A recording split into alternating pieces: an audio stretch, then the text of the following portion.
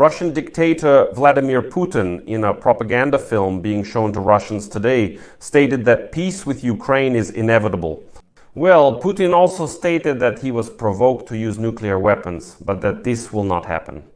He allegedly has all the means available to complete the so-called special military operation against Ukraine.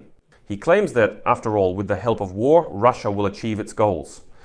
But here, we need to pay attention to the wording of this statement about a truce.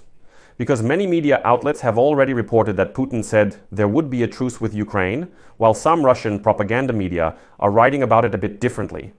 Like, quoting, Putin called reconciliation with the Ukrainian part of the Russian people inevitable.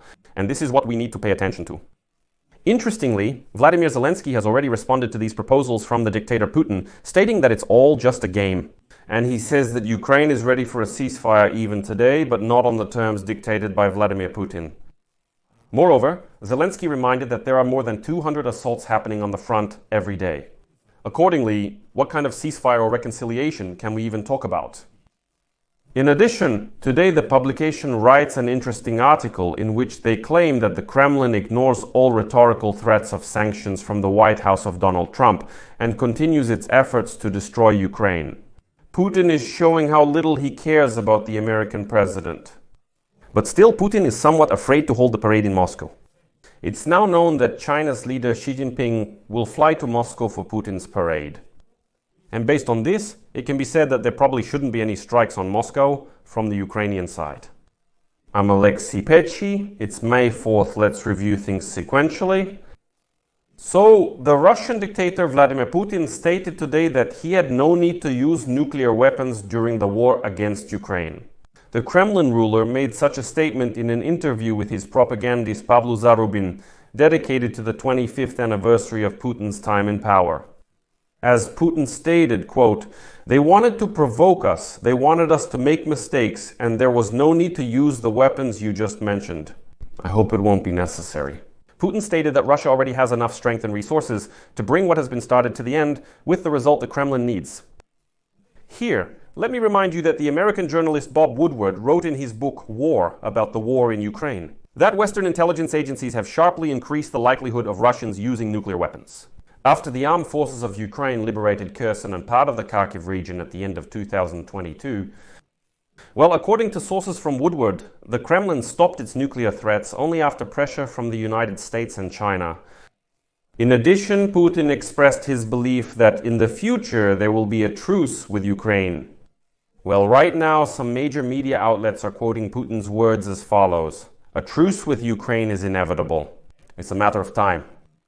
Well, I want to draw your attention to how Russian propaganda media are writing about this. And for example, there is a publication called Regnum, which writes that the headline of this article is "Putin called reconciliation with the Ukrainian part of the Russian people inevitable." And you have to agree that with such wording the rhetoric changes completely. And I want to draw your special attention to such headlines because in fact this is a very important nuance. Putin doesn't consider Ukraine a state at all, and he's not fighting Ukrainians as a sovereign nation, but Ukrainians as, in his view, a part of Russia. Accordingly, in his understanding, peace means to completely capture and pacify, just like it was done with the Chechens in the 90s and the early 2000s. This is not about reconciliation within the framework of the mutual coexistence of two peoples. Putin does not acknowledge Ukrainians as a distinct people or their right to a sovereign nation. Therefore, we shouldn't be deceived by the fact that Putin is talking about some kind of supposed reconciliation. But it's interesting that, in addition, Putin recently, as you know, proposed not only reconciliation, but also a ceasefire from May 7th to May 10th.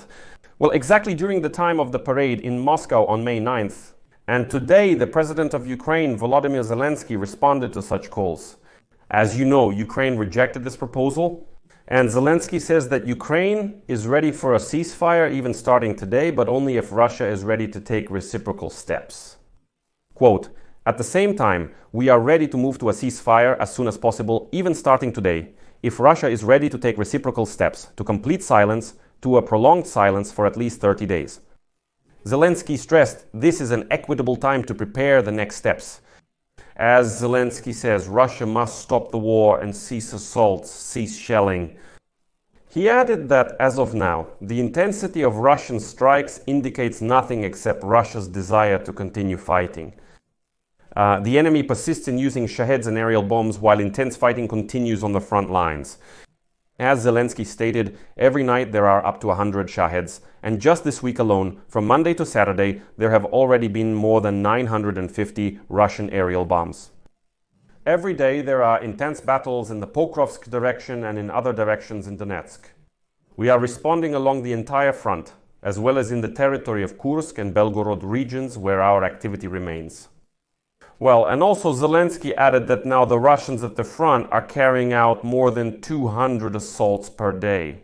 Accordingly, talking about whether you can trust the Russians is an absolutely rhetorical question. No, you can't. Accordingly, Zelensky does not want any 3-day truce and rejects this idea.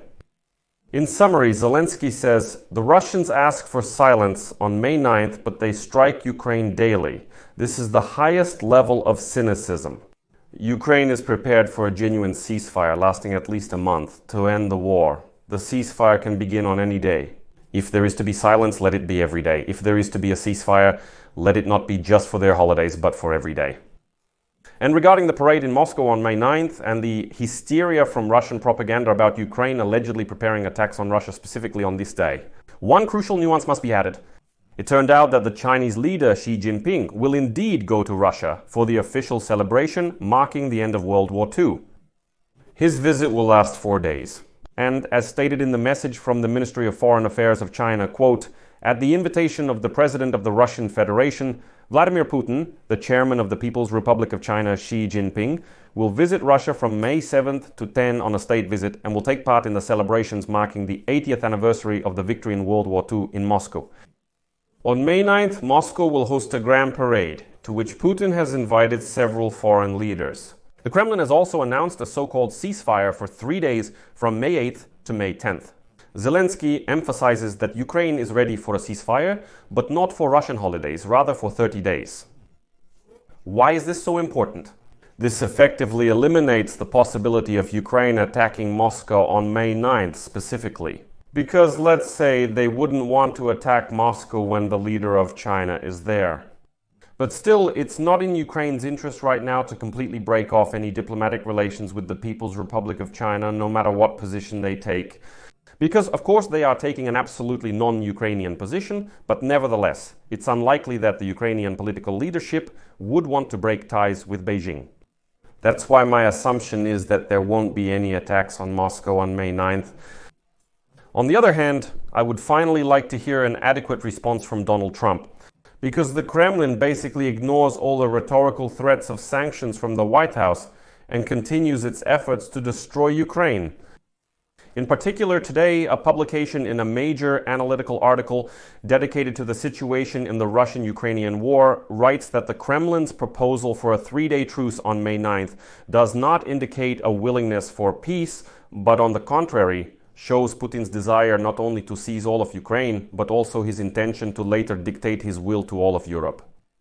But it's very important to note here that today, in this same propaganda film where Putin talks about what a great president he has been for 25 years, another phrase was also said. He openly admits that in fact they could have and would have liked to start a full-scale war of Russia against Ukraine, much earlier than 2022. But, he says, we were not ready for this in 2014, so we had time to prepare. They prepared for this big war, and when they were ready, they started it. So there's no need to have any illusions that there were some reasons that supposedly made them act exactly in 22. No, they were just preparing all these 8 years in order to start a full-scale invasion. Putin says directly, yes, we weren't ready at that time, but we became ready economically and militarily exactly in 2022. Well, the author of the publication considers Kiev's decision to reject Putin's ceremonial truce to be the right one, seeing it as yet another attempt at manipulation. He reminds that the Russian army actively violated the previous Easter truce. And as the publication writes, Putin is not at all concerned about Donald Trump's recent mini-threats to increase sanctions, nor is he offended by the United States president's irritation over Russia's delay in ceasing fire. On the contrary, he covers his ears with his hands and continues to do whatever he pleases. Russia continues to ignore genuine peace negotiations because it hopes to keep all the territory it has seized when the war ends one way or another. Another quote: "To achieve its goals, it may be enough to simply seize parts of Ukraine, take the ports, capture the highways, and take control of critically important infrastructure. This is really important for the survival of Ukraine as an independent state. That may be enough to achieve its goals of preventing Ukraine's membership in NATO or the European Union. However, this is not just Ukraine's problem. Putin has a secondary goal that people sometimes overlook, namely to challenge and undermine NATO and the European Union. He intends to test the boundaries of what we call Article 5, which is the sense or obligation that an attack on one NATO ally is an attack on all of us. At the same time, the author of the publication urges not to write Ukraine off, despite the exhaustion of the Ukrainian army and the lack of an obvious path to victory. He reminds us that it is Ukraine that is now the world leader in the most modern military technology, namely in drones. He emphasizes that Russian losses at the front are enormous, and although Ukraine has also suffered losses, Russia's mobilization and military-industrial potential is significantly greater. In the end, the winner in a war is determined by control of territory. By this measure, neither side is winning or losing. Russia has achieved insignificant tactical successes in Ukraine over the past year, while Ukraine has changed the very nature of the war. Well, moving on. The journalist cites the opinion of American General and Supreme Allied Commander of NATO forces in Europe, Christopher Kovoli, who points to the ongoing degradation of the quality of Russian forces and the opposite process in the Ukrainian defense forces. Quote, "On the Ukrainian side, we see an army that started almost from a cold start. We helped them before the war, but not on the same scale as after the war began, and they developed and evolved very, very quickly," says the NATO commander.